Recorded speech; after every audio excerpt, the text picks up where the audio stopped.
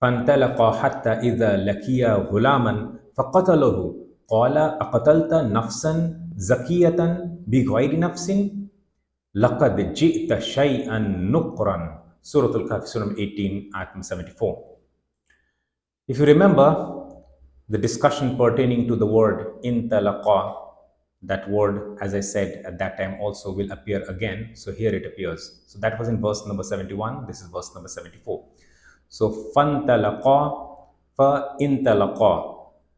What we will do is the first round, like last time, we will do a quick, rapid iteration. So we'll start from this part. It was then that they resumed and hurriedly proceeded further. So basically, then they hurriedly proceeded. Just this part. Then we will again come back and give the full explanation. Hatta, until, either, when, lakia. This word lakia, that is why it is so important to analyze the root words. Appear in verse number 67, where Musa al-Islam said that we have met with much fatigue. Lakia means to meet. We have met with much fatigue. Some of the translators or scholars, they have translated it as they suffered much fatigue. Imagine substituting the word suffered in this sentence. Whether it makes any sense or not, it will not make any sense. Suffered could be a derived meaning. That is what I stress again and again. But we need to highlight the primary meaning. When they met a boy, ghulaman, lakiya ghulaman, until when they met a boy. So suffered a boy. So be sensible, even if you're giving those translations, state clearly that it is a derived translation, put it in brackets, give the primary meanings. That is important. Otherwise, that is exactly what has been happening, copy paste.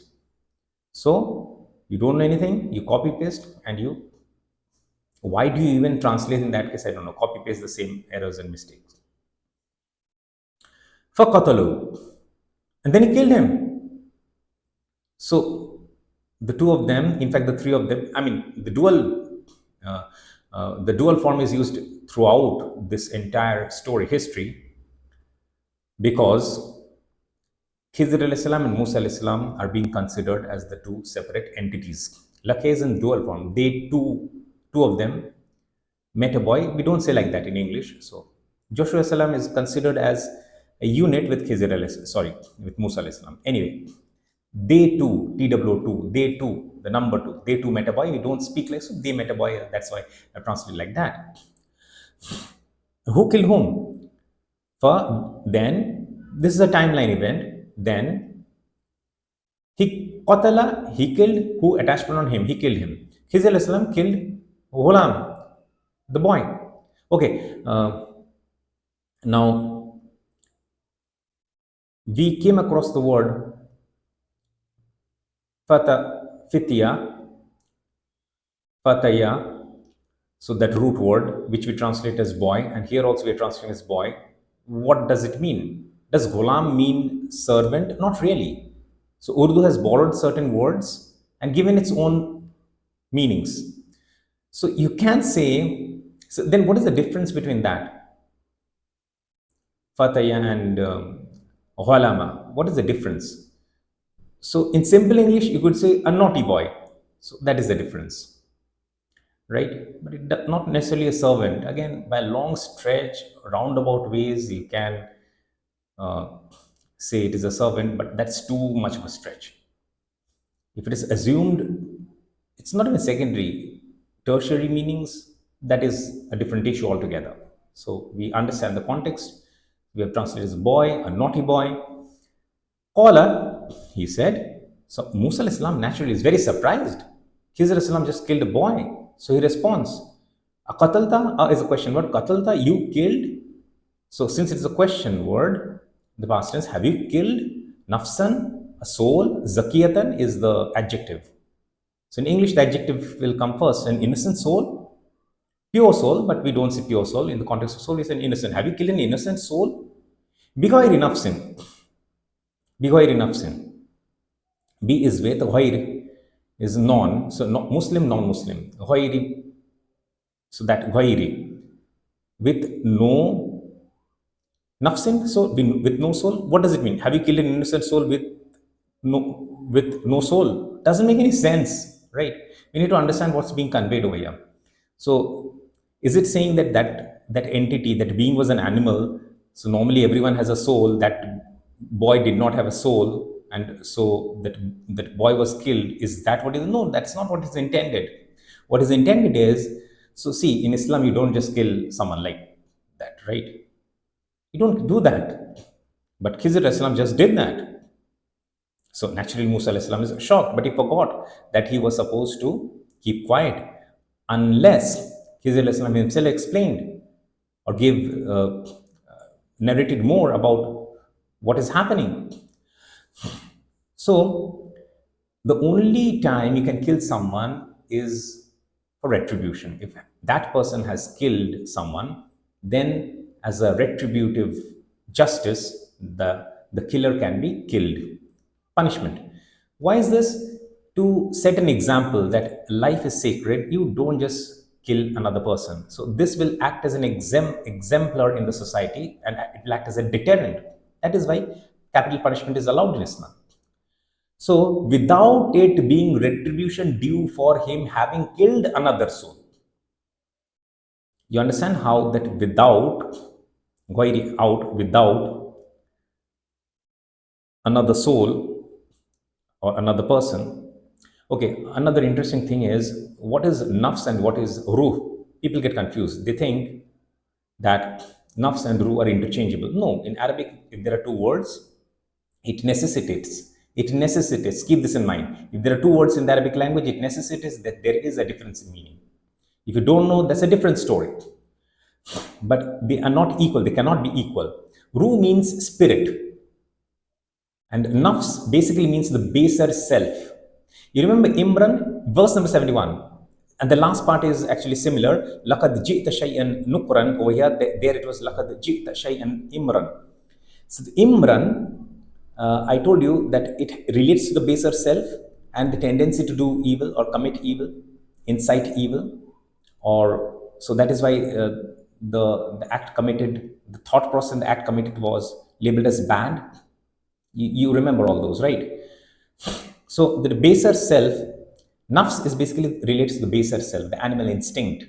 Ruh is the spiritual self, the higher being, sort of you can loosely say, what should I say, divine. If I say divine, then that would again lead to wrong conclusions. It's not really divine, but in the, if you are taken care of by divine sort of protection, so that is what the ruh always yearns to excel, reach ihsan. So there is a constant battle between ruh and nafs. It's important. So nafs can all. So now ruh is translated as spirit and nafs is translated soul. But then spirit and soul we used interchangeably in the English language. That is creating compounding confusion. The confusion is now being compounded because in the English too it's being used interchangeably. But soul refers to the baser self that has to be differentiated. Okay, so the self. So have you killed a self? Self means what? A person. Have you killed a self without him, without it being a retribution due for him for having killed another person? So in that sense, this sentence holds. So this was a reaction of Musa al-Islam to the act committed by Khizr al-Islam. He could not understand, but he should have, as he had promised, to keep quiet, to remain silent for a while and see what was the explanation which Khizr al-Islam was providing. Because Khizr al-Islam said so that he will be providing explanation. So, Qala aqatalta nafsan zakiyatan bighayri nafsin. Have you killed an innocent soul without it being retribution due for him having killed another person? Laqad ji'ta shay'an nukran. Certainly already you have come up with, again, all these constructs I've explained, I'll just explain the nukran part. You've come up with and subsequently done something so very bad. So, okay. Let us understand at two levels. So, Imran and Nukran. If Imran is bad, Nukran is very bad. So, that is qualitative differentiation. You can also say a quantitative differentiation, right? Not really. You understand what I mean. there's a degree of badness, or how bad is it? How worse?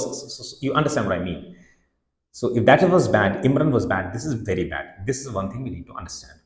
Nukran basically means, so you know Marifa and Nakira. So proper and common in the English language, proper and common. So what does common mean? Okay, so proper means that famous. So proper noun, a proper name, it becomes famous and we call it by that name. So famous. Nakira in the is the reverse concept. So it's common. No one knows. You know the name of the head of the nation, of a specific nation. But do you know the names of every citizen of that nation? You don't. So common. So common means it's unheard of. You don't hear about them. So in that sense. Now with that background, remembering jita has to have a connotation of come up, not just done, because done is not even the primary meaning, dictionary meaning for jita. So that come up has to be there. So you have come up with and subsequently done something so very bad that it is unheard of. Who kills an innocent, boy? Naughty boy, that is implied, but what he could see. So, wait, he is not seeing the naughty boy, right? The story narrates that it was a naughty boy, Gulaman, not the other word that has been used in this story itself, which is fine.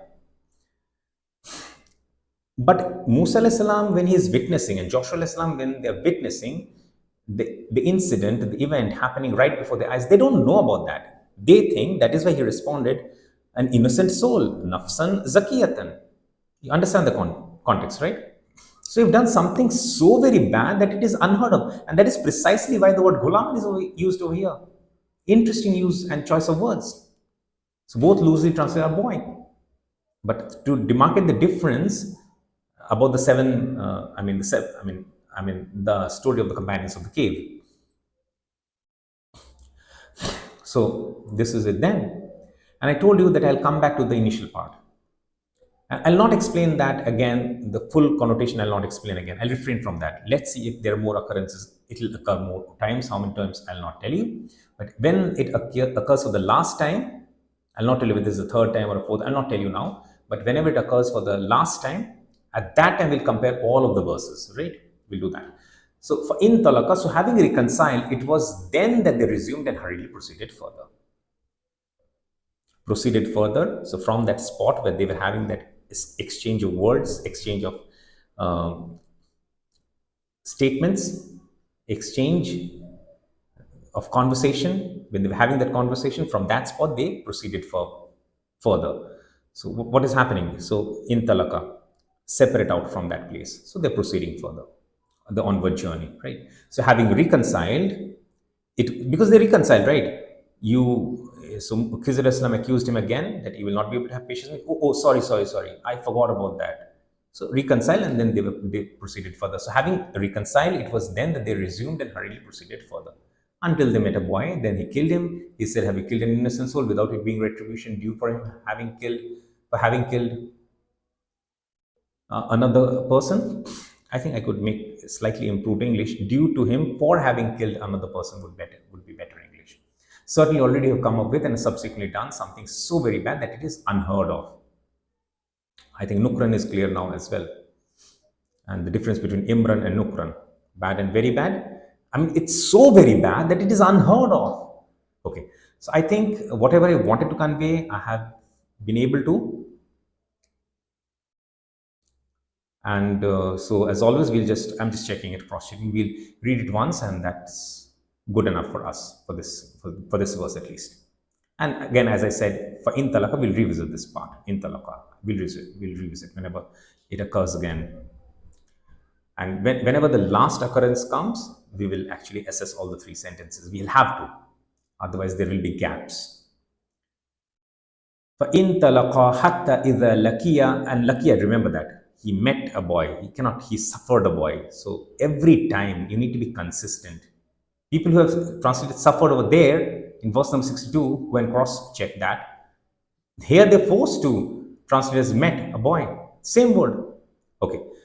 So, فَإِن تَلَقَا حَتَّى إِذَا لَكِيَ غُلَامًا فَقَتَلَهُ فَإِن تَلَقَا حَتَّى إِذَا لَكِيَ غُلَامًا فَقَتَلَهُ قَالَ أَقَتَلْتَ نَفْسًا زَكِيَّةً بِغَيْرِ نَفْسٍ لَقَدْ جِئْتَ شَيْئًا نُكْرًا.